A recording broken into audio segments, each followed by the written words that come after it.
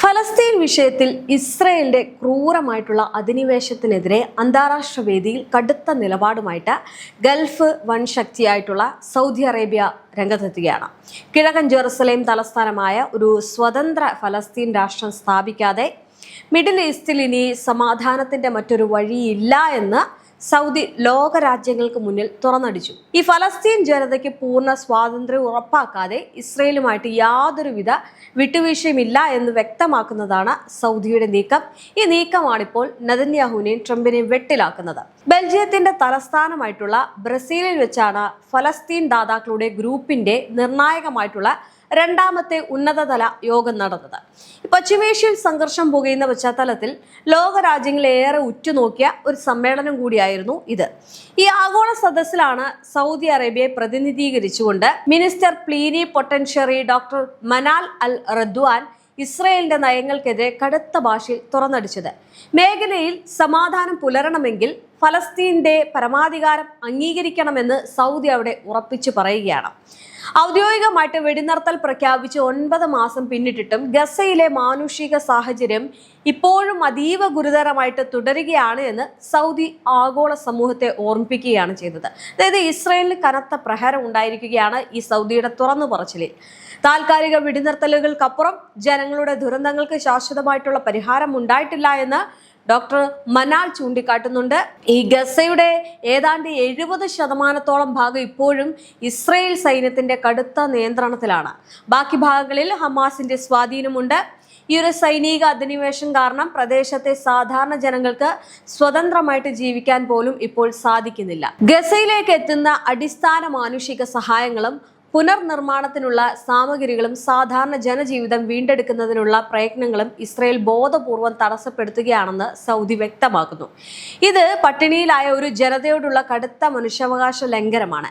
ഗസയിൽ മാത്രമല്ല west ബാങ്കിലും Israel തങ്ങളുടെ വംശീയ അധിനിവേശം അനധികൃത കുടിയേറ്റ വ്യവസ്ഥകളും ശക്തമാക്കുകയാണ്. ഇത് കേവലം ഒരു മാനുഷിക പ്രതിസന്ധിയല്ല, മറിച്ച് കൃത്യമായ രാഷ്ട്രീയ പരിഹാരം ആവശ്യപ്പെടുന്ന ഒന്നാണെന്നാണ് സൗദി നയതന്ത്ര പ്രതിനിധി വ്യക്തമാക്കുന്നത്.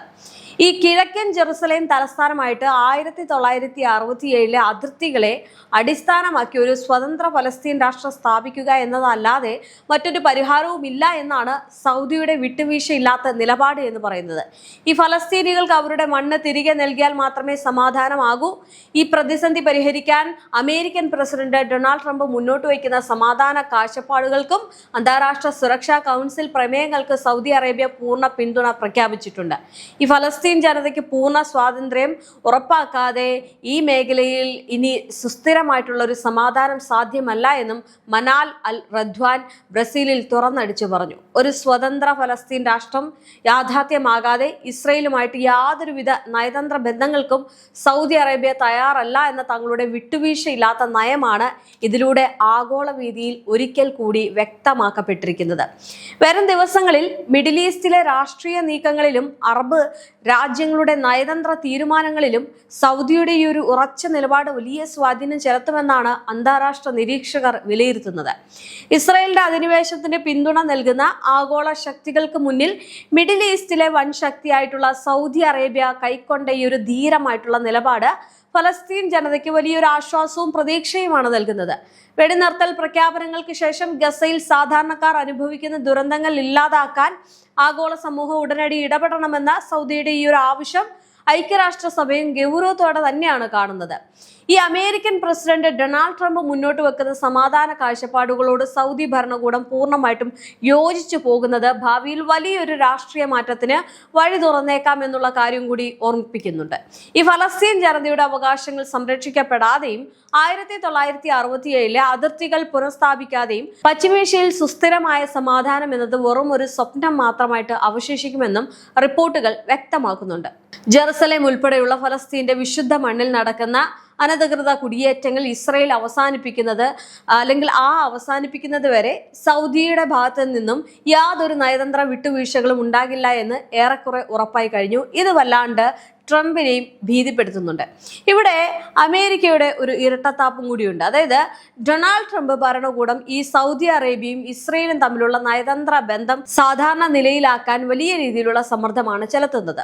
പശ്ചിമേഷ്യയിൽ തങ്ങളുടെ സ്വാധീനം ഉറപ്പിച്ച് നിലനിർത്താൻ സൗദി ഇസ്രയേൽ സഖ്യം അനിവാര്യമാണെന്ന് US-ന് അറിയാം. എന്നാൽ ഈ ഫലസ്തീൻ രാഷ്ട്രം സ്ഥാപിക്കാതെ യാതൊരു കരാറിനുമില്ല എന്ന സൗദിയുടെ പ്രഖ്യാപനം വാഷിംഗ്ടണിനെ കടുത്ത പ്രതിസന്ധിയിലുമാക്കിയിട്ടുണ്ട്.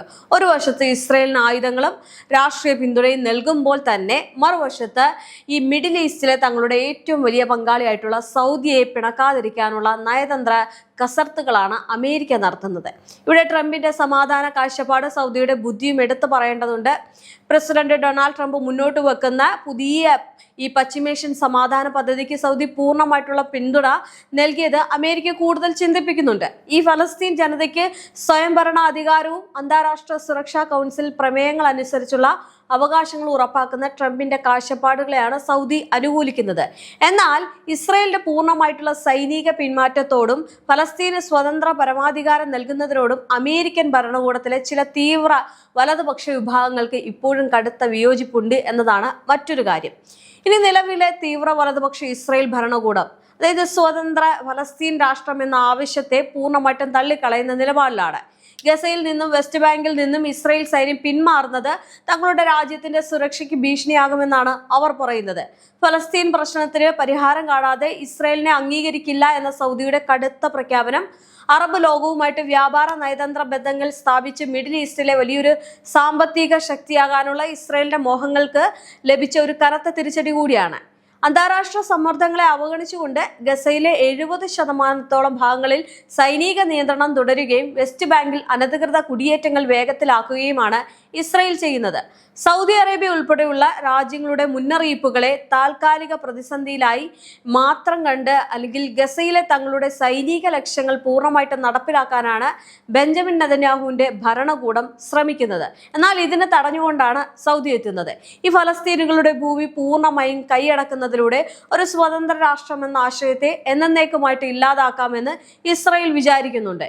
ഈ വിഷയത്തിൽ സൗദി അറേബ്യയ്ക്ക് ഒരൊറ്റ മനസ്സോടെ ഗൾഫ് രാജ്യങ്ങളും കൂടി നിൽക്കുന്നുണ്ട്. അതായത് ഈ സൗദി അറേബ്യ പറയുന്ന കാര്യങ്ങൾക്ക് അനുകൂലമായിട്ട് അല്ലെങ്കിൽ സൗദി അറേബ്യ പറയുന്നതാണ് ശരി എന്ന് പറഞ്ഞുകൊണ്ട് അവർക്കൊപ്പം കൈകോർക്കുകയാണ് GCC രാജ്യങ്ങൾ. UAE, Qatar, Kuwait, Oman, Bahrain തുടങ്ങിയ രാജ്യങ്ങൾ ഫലസ്തീൻ സ്വതന്ത്ര രാഷ്ട്രമാകണമെന്ന സൗദിയുടെ നയത്തെ പൂർണ്ണമായിട്ട് പിന്തുണയ്ക്കുകയും ചെയ്യുന്നുണ്ട്.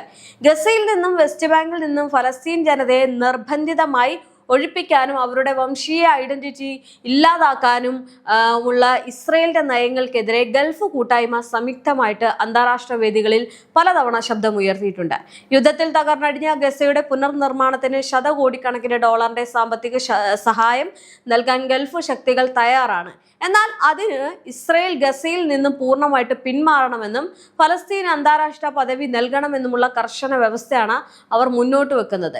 ഈ ഫലസ്തീൻ ജനതയ്ക്ക് നീതി നൽകാതെ ഗൾഫ് മേഖലയിൽ സമാധാനവും സാമ്പത്തിക സുരക്ഷിതത്വവും പുലരില്ല എന്ന ശക്തമായിട്ടുള്ള സന്ദേശമാണ് സൗദിയുടെ നേതൃത്വത്തിൽ ഗൾഫ് ലോകം അമേരിക്കയ്ക്കും ഇസ്രയേലിനും നൽകുന്നത്. ഇത് ഇരു രാജ്യങ്ങളെയും ഭീതിയിലാക്കുന്നുണ്ട്. കാരണം സൗദി പിന്മാറി കഴിഞ്ഞാൽ അമേരിക്കയുടെ ഒരു വലിയ സുഹൃത്ത്, സാമ്പത്തിക സഹായം എന്നുള്ള ഒരു ആൾ മാറും. അങ്ങനെയാണെങ്കിൽ അമേരിക്കയ്ക്ക് അതൊരു തിരിച്ചടിയാകുമെന്നതിൽ സംശയമില്ല. അതുകൊണ്ട് ഒരിക്കലും സൗദിനെ പിണക്കാനും കഴിയില്ല, എന്നാൽ ഇസ്രയേലിനെതിരെ നിൽക്കാനും കഴിയില്ല. ആ ഒരു ഘട്ടത്തിലാണ് ഇപ്പോൾ ട്രംപ് ഉള്ളത്. എന്തായാലും ട്രംപിന് എതിരെ ഈ GCC രാജ്യങ്ങളും കൂടി രംഗത്ത് വരുമ്പോൾ അത് എത്രത്തോളം ആയിരിക്കും ഇനി അടുത്ത നീക്കങ്ങൾ എന്നത് നോക്കിക്കാണേണ്ടതുണ്ട്. കാരണം നിലനിൽപ്പിന് വേണ്ടിയാണ് ഇപ്പോഴും ഈ നിയമലംഘനങ്ങൾ നടത്തിക്കൊണ്ട് ഇസ്രായേൽ പ്രധാനമന്ത്രി ബെഞ്ചമിൻ നെതന്യാഹു ആക്രമണം തുടരുന്നത്. അതുകൊണ്ട് തന്നെ അത് നിർത്തലാക്കണം എന്ന് തന്നെയാണ് ഗൾഫ് രാജ്യങ്ങളുടെ ആവശ്യം. അത് എത്രത്തോളം ഇനി അങ്ങനെ ആകും എന്നുള്ളത് നോക്കണം. കാരണം യുദ്ധം നിർത്തിക്കഴിഞ്ഞാൽ ഏത് നിമിഷവും ഈ നെതന്യാഹു ജയിലിൽ പോകാനുള്ള സാധ്യതകൾ കൂടുതലാണ്. അതുകൊണ്ടാണല്ലോ ലെബനാനിലേക്കും ഈ പറയുന്ന ഫലസ്തീനിലൊക്കെ ആക്രമണം നടത്തുന്നത്. അതുകൊണ്ട് ആ ആക്രമണം നിർത്തിയില്ല എന്നുണ്ടെങ്കിൽ ട്രംപിനും അമേരിക്കയ്ക്കും അതുപോലെ തന്നെ ഈ പറയുന്ന ഇസ്രായേലിനും വലിയ പ്രഹരം ഈ GCC രാജ്യങ്ങൾ നൽകുമെന്നതിൽ യാതൊരു സംശയമില്ല. സൗദി ഇപ്പോൾ കടുത്ത നിലപാടെടുത്തിരിക്കുന്നത് ട്രംപിനെ വല്ലാതെ ഭീതിയിലാക്കിയിട്ടുണ്ട്.